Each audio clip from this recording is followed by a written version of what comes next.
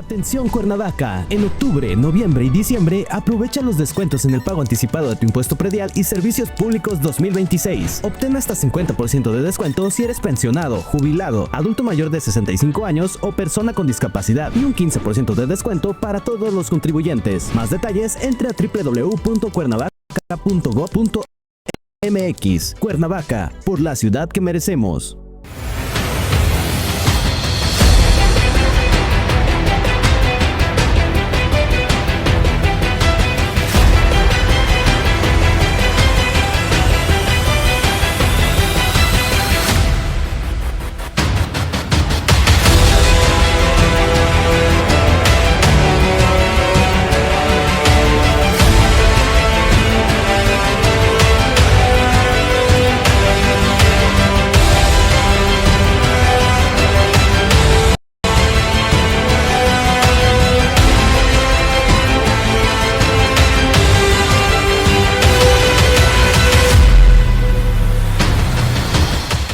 Inicio de semana.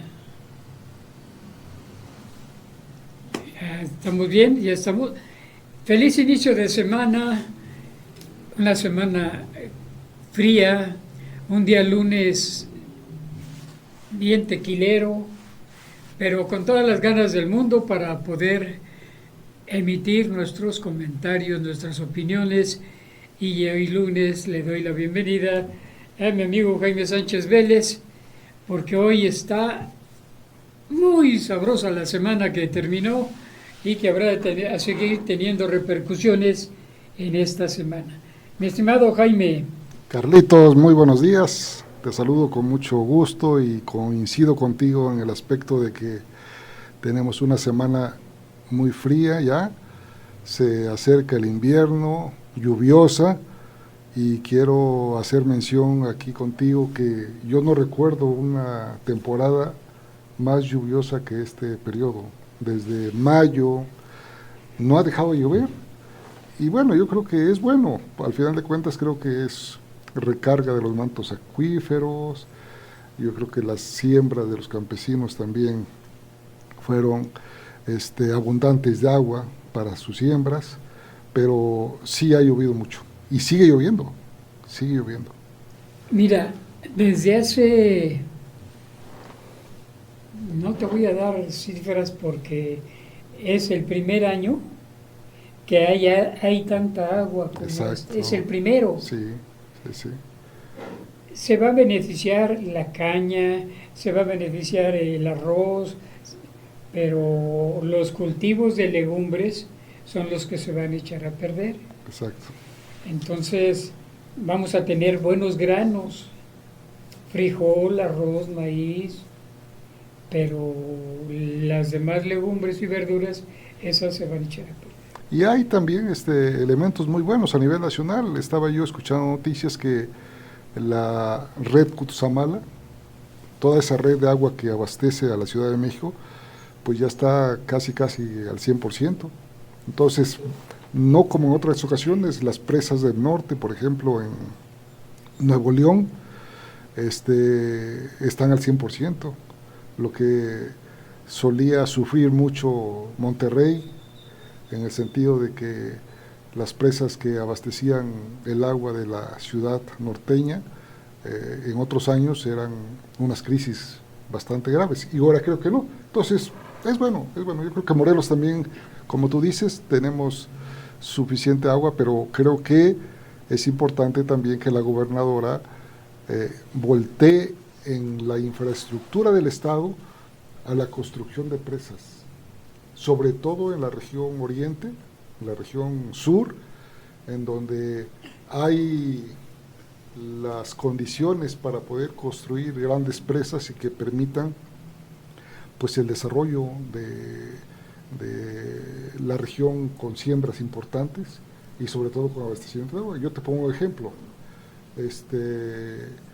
ahí en el municipio de Tepalcingo, rumbo a una comunidad que se llama Los Sauces, hay 2 cerros que pudiesen muy bien poner una carpeta para hacer una presa grande y abastecer toda esa región del municipio de Tepalcingo, Huichila, y no se ha hecho. Yo cuando fui diputado federal Hicimos los estudios, se llevó a cabo una investigación, pero bueno, no soltaron los recursos para construir eso.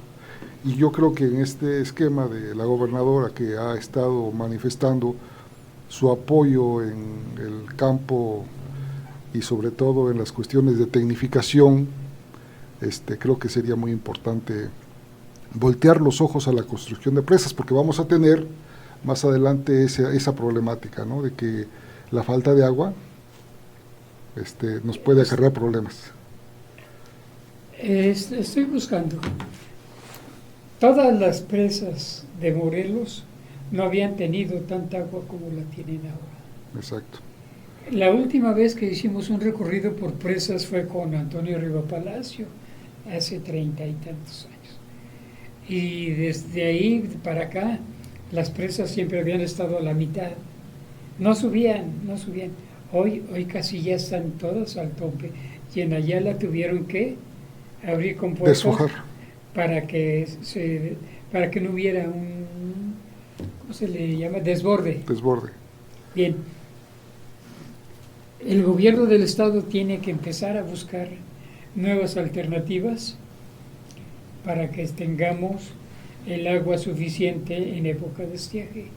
Hoy todavía dependemos del temporal, entonces es bien visto el exceso de agua para unos y no para otros. O sea, no hay un equilibrio. Término medio. La madre naturaleza es pródiga, la naturaleza es implacable. A Dios le ruegas y se dan los milagros, pero a la naturaleza no la detienes con nada. Así es. Bien. No quiero sí quiero tocar el tema, pero tú como educador, como exdiputado federal, ¿cómo ves el caso de la renuncia, el cese, la separación o relevo, en todos los casos aplica, de Leandro Vique?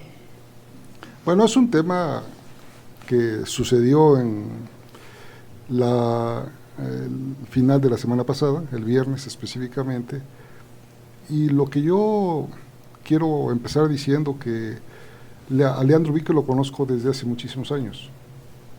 Creo que Leandro Vique fue de los jóvenes, junto conmigo, junto con César Cruz, junto con muchos otros jóvenes, que iniciamos en la política, en el Frente Juvenil Revolucionario, a finales del gobierno de don Lauro Ortega y a principios del gobierno de don Riva Palacio, Antonio Riva Palacio. Entonces, coincidimos en nuestras primeras participaciones políticas, y Leandro Vique ha sido siempre un hombre inquieto, que ha buscado participación política y ha tenido oportunidades. Recuerdo que con don Antonio Riva Palacio fue su secretario privado en el gobierno del estado, y a partir de ahí, con su vocación de profesor, fue maestro, egresado de la Normal de Maestros de la universidad, fue director de escuela, fue supervisor, el último cargo que tiene, y ha sido un hombre que se vinculó directamente a la capacitación de los docentes en el estado y también en algunos cursos a nivel nacional. Cuando se viene el cambio de gobierno, él hace un acercamiento importante con Margarita González Arabia.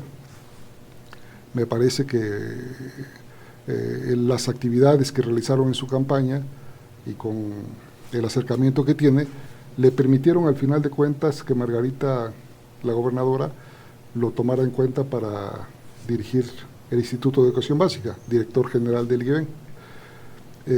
Los antecedentes de él como maestro, él ya había estado también en el IGEBEN con el anterior director, Eliasín Salgado de la Paz, estuvo como director de desarrollo educativo, Leandro Vique. Se aleja un poco de esa responsabilidad y con Margarita vuelve a retomar una fuerza importante a tal grado que lo nombra como director del IGEVEN. ¿Qué es lo que pasa desde mi punto de vista? Yo creo que Leandro Vique, al final de cuentas, es un hombre, desde que yo lo conozco, honesto.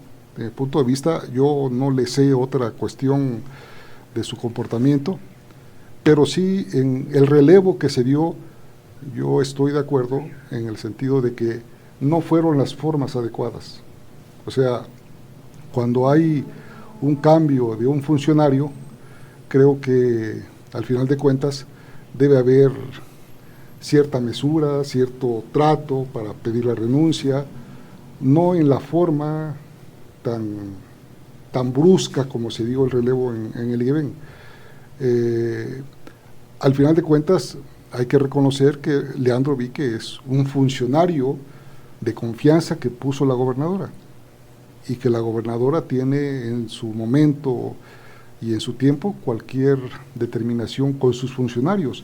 Ya lo hizo con Mirna como secretaria de Hacienda, la removió, pero ahí no fue bruscamente el cambio como se hizo con Leandro Vique. O sea, fue un excesivo movimiento rudo que no debe. Los motivos solamente yo creo que los conoce la gobernadora, los conoce la secretaria de Educación y los conoce Leandro Vique.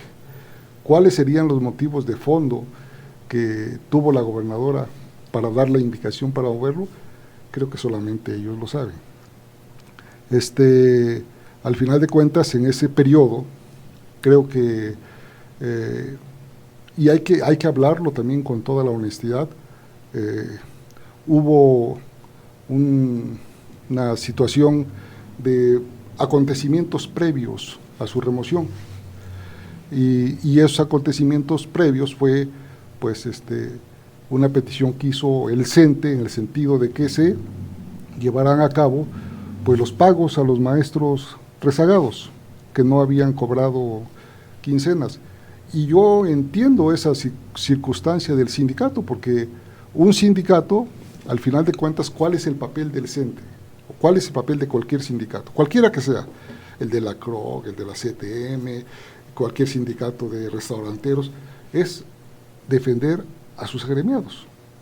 Y si un sindicato tiene pues una petición de sus agremiados en el sentido de que no les pagan por sus trabajos en el gobierno, pues lógicamente que el CENTE tiene que recurrir a la autoridad para que se haga la gestión necesaria. Ese fue un esquema que se dio, pero yo no sé si ahí hubo alguna cuestión de falta de comunicación, pero se resolvió.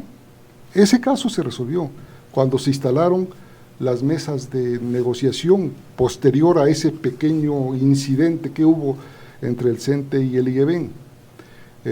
Y esos incidentes pues se dan en cualquier administración. Cuando hay ciertas diferencias, pues el CENTE tiene que responder a las demandas de sus agremiados para pedir que se resuelvan ante el patrón. Entonces, pero cuando se da esa circunstancia, creo que se resuelve porque el dirigente del CENTE, Joel Sánchez Vélez, y Leandro como director del IGEVEN, al final tienen el acercamiento, se sientan en una mesa de negociación, y de las inquietudes que tenía el CENTE del pago sobre 250 o 300 que no les habían pagado a los maestros, Leandro se sienta, y en esa mesa de negociación, que me parece que duró como 8 o 10 horas, entre una comisión mixta, entre sindicato y patrón, que es el IGEVEN, pues se llegaron a acuerdos importantes, se resolvieron ya el pago de 130 o 140, o sea, inmediatamente en esa negociación hubo ya los avances necesarios. Y posteriormente a esa mesa, pues ya las relaciones empezaron a fluir adecuadamente, como debe de ser, en un sindicato y el IGEVEN. Y posteriormente, un día antes o 2 días antes de la renuncia de Leandro, el CENTE todavía se sienta con Leandro Vique y firman el acuerdo para la cuestión de la convocatoria de los estímulos de los maestros. O sea, había ya una comunicación fluida. Ahora, aquí lo importante es saber qué es lo que motivó a la gobernadora, a través de la Secretaría de Educación, a hacer la remoción. Ese es el esquema fundamental que yo siento que solamente lo sabe la gobernadora, si tenga información ahí extra confidencial de lo que estaba pasando en el IEBEN, que no solamente la falta de pagos o algunas cuestiones que se estaban realizando por algunos funcionarios que no estaban cumpliendo su papel como responsables de cierta área del IEBEN, o alguna otra información que la gobernadora tuvo que tomar esa decisión a través de la Secretaría de Educación. Ahora, yo quiero decirte que muchas de las veces, y siempre es muy importante tener en cuenta que un funcionario, entre mayor cargo tenga, tiene mayor responsabilidad. La gobernadora tiene una responsabilidad importante del Estado, los secretarios tienen una responsabilidad importante, el director del IEBEN tiene una responsabilidad importante.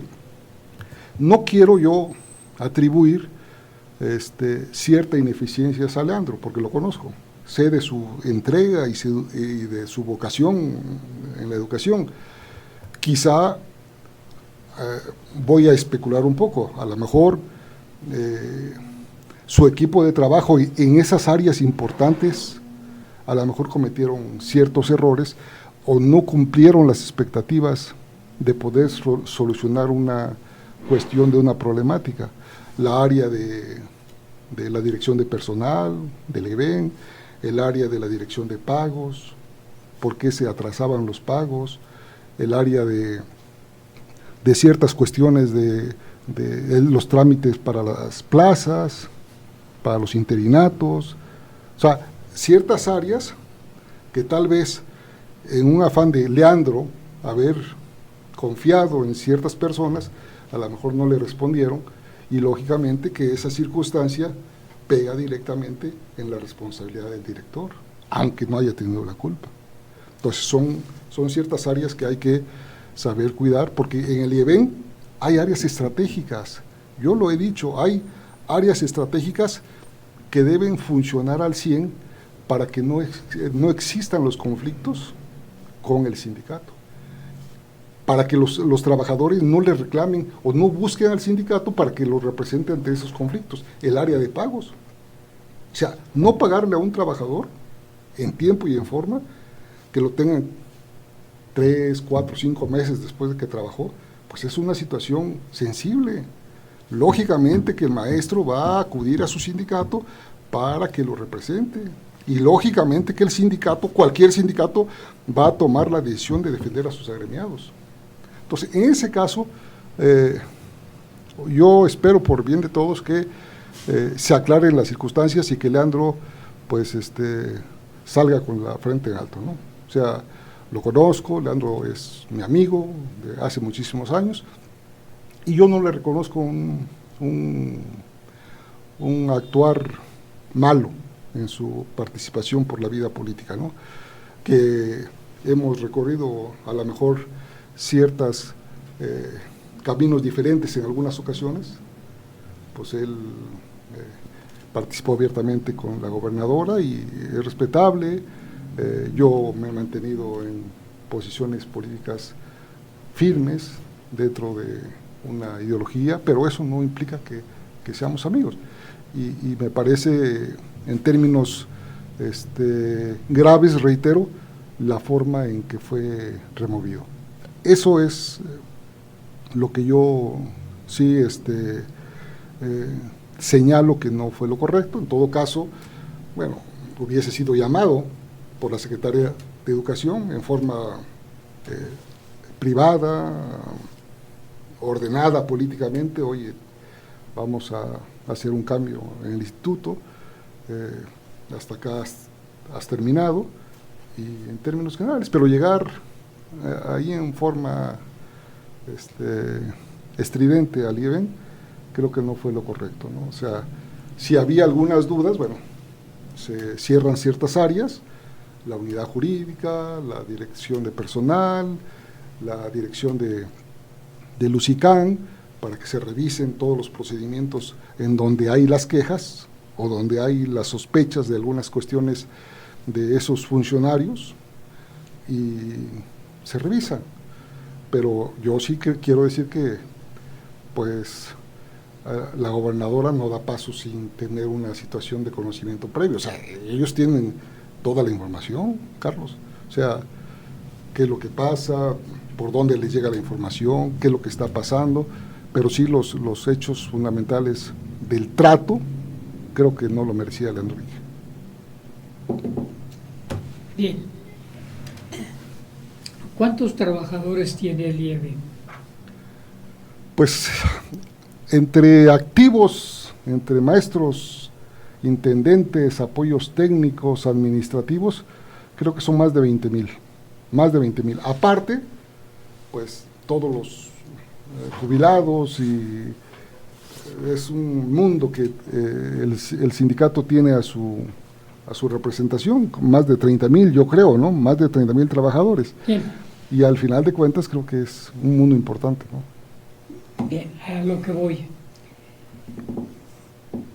El ejército, las fuerzas castrenses, tienen infiltrados entre comunicadores a sus informantes. Los 20,000 trabajadores que están en el IEBEN son observados. Exacto. Son vigilados y son orejeados. Tú, gobernadora, no tienes que ver cómo está todo lo de educación. Obviamente que debe de haber gente que le lleva información a la de la SEP, gente que le lleva información a la Secretaría de Gobierno, que siempre ha sido así. Es decir, ¿quiénes son aquellos que llevan la verdad a las oficinas de estos dos para que estos dos le informen qué sucede a la gobernadora? Mira, a ver, tú sabes que todo gobierno, y tú lo sabes como periodista, Carlos, todo gobierno tiene su sistema de inteligencia. Inclusive, a ver, nos vamos a remitir a lo que decía López Obrador al inicio de su sexenio. El presidente de la República sabe de todo lo que está pasando en el país y él, hasta los negocios, puede dar el visto bueno. O sea, todo lo sabe el presidente de la República. Entonces, tiene su sistema de inteligencia, lo que era el CISEN antes, y que después a lo mejor se convirtió en otra área.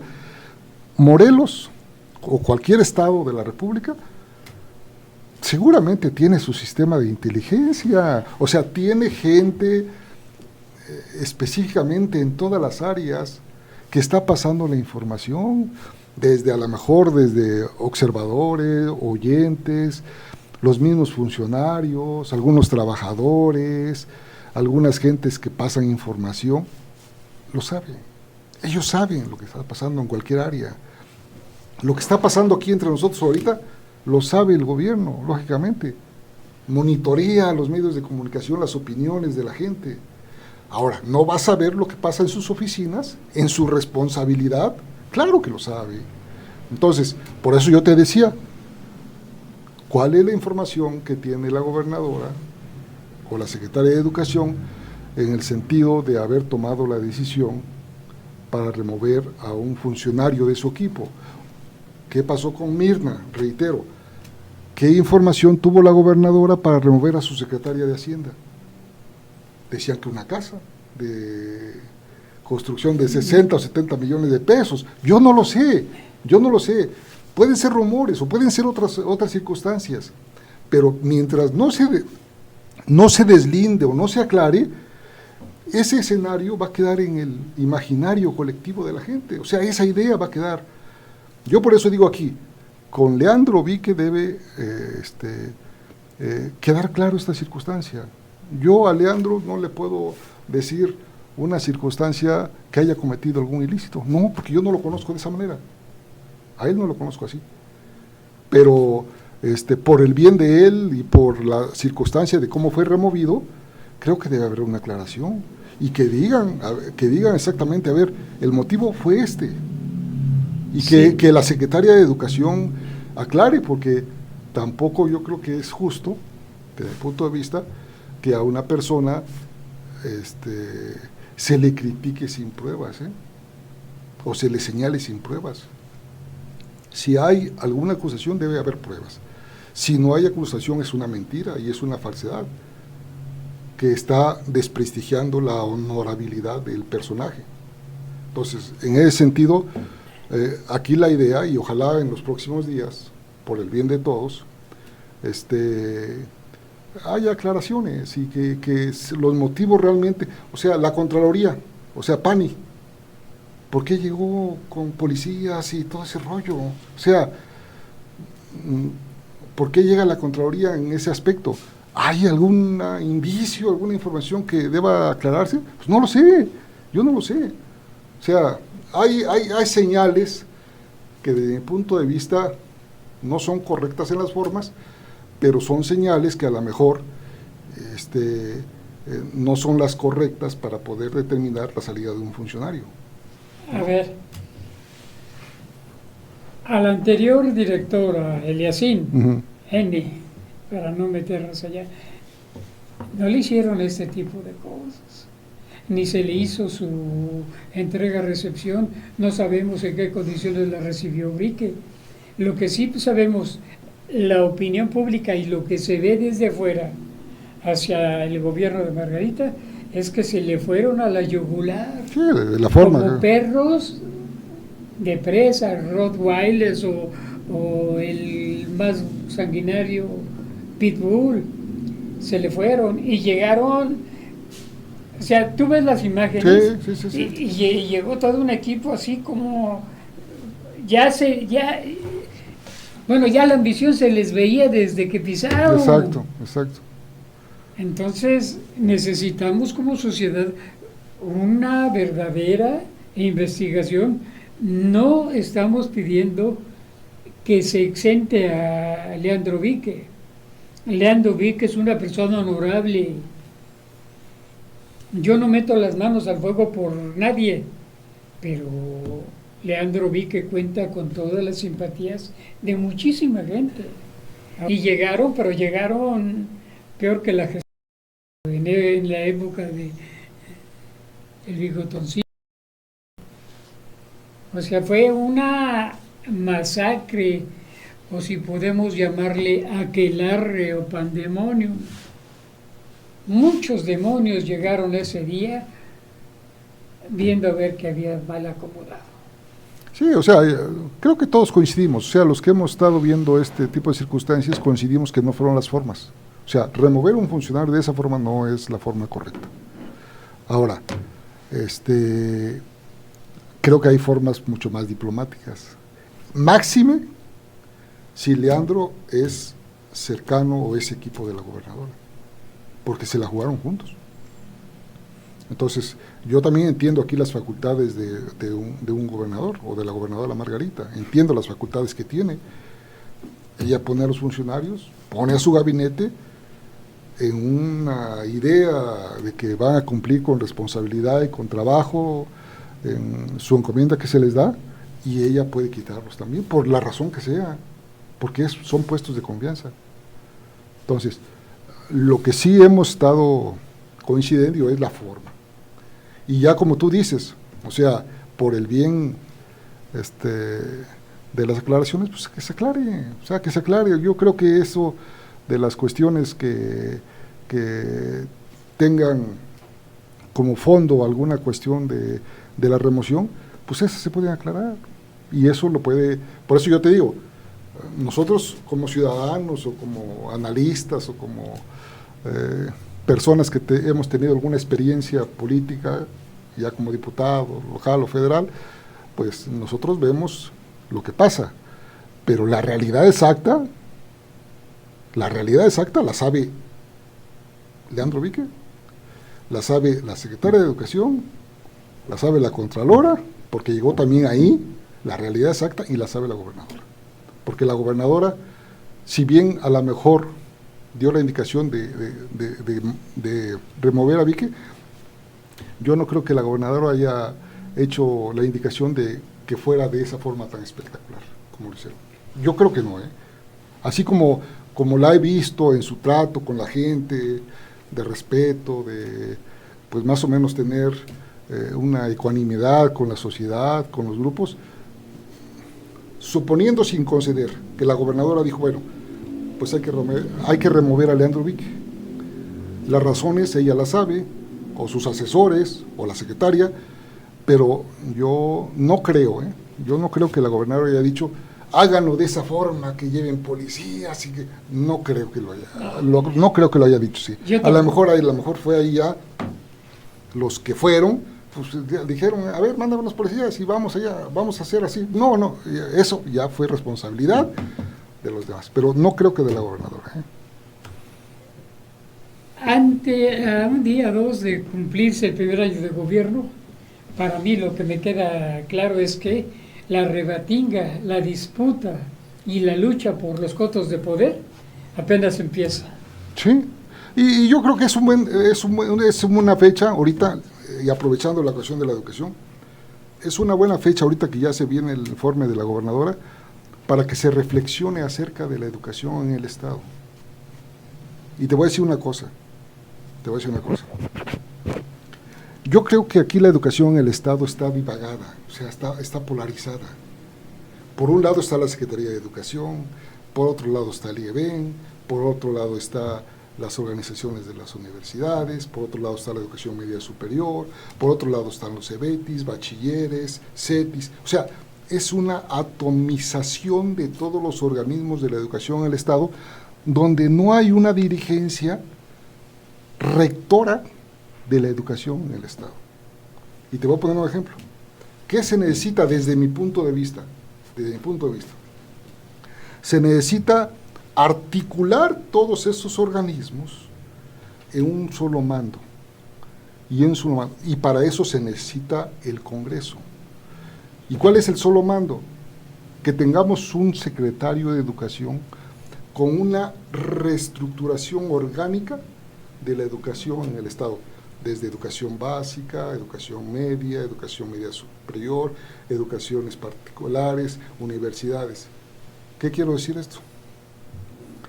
Que el IEBEN, como organismo, pase a formar parte de una secretaría, ya no como un organismo independiente. Porque si ves ahorita, el que tiene más fuerza económica, política, es el IEBEN, la Secretaría de Educación no figura. Pero eso es malo, porque la Secretaría de Educación o el Secretario de Educación debe ser el líder específico de la educación y es el eje articulador donde se van a distribuir todas las decisiones políticas de la educación en el Estado. ¿Qué pasa en el país? En el país no hay en muchos lugares una organización como el IBEN y una organización como la Secretaría. Hay una sola. Está una sola Secretaría de Educación y de ahí se distribuye todo el mando político, el mando administrativo, el mando jerárquico de la educación, y es el secretario el que define las reglas de cómo se debe llevar a cabo la educación del Estado. Solamente Morelos, que tiene un IEBEN y tiene una secretaria. Oaxaca, que tiene el IEPO, que es una institución también independiente, y una secretaria. Todos los demás estados tienen un mando. Ahora, yo te voy a decir una cosa. Cuando fui diputado local, yo en 2007, presenté una iniciativa en el Congreso del Estado de Morelos, en donde, como diputado, trataba con esa iniciativa de modificar y que existiera una articulación, un solo mando en la educación en el Estado. Adame no la dejó pasar. Con los del PAN. ¿La tienes? La tengo, porque tuvieron como miedo, ¿no? Pero ponte a pensar en estos casos ahorita. Si estos casos sucedieran políticamente, el que tenía que responder a todas las decisiones políticas es el secretario de Educación. Adame se sirvió del IEBEN a través de el que manejó el IEBEN. Sí. Pero yo tengo la iniciativa y esa idea la traigo desde cuando fui diputado en 2007. Presenté la iniciativa al Congreso. ¿Qué es lo que ha hecho Margarita, Carlos? Margarita ahorita está haciendo ese esquema, tiene esa visión. Modificó ahorita la estructura de la Secretaría de Hacienda con la Secretaría de Administración en una sola instancia. O sea, hizo una reestructuración administrativa. Es lo que se puede hacer con la ¿Qué educación. traes tu propuesta para Lo analizamos la próxima vez que venga. Perfecto. Él es Jaime Sánchez Vélez y esto fue Los Protagonistas de la Política en Morelos, que terminó muy ruda la participación. Nos vemos mañana. Gracias.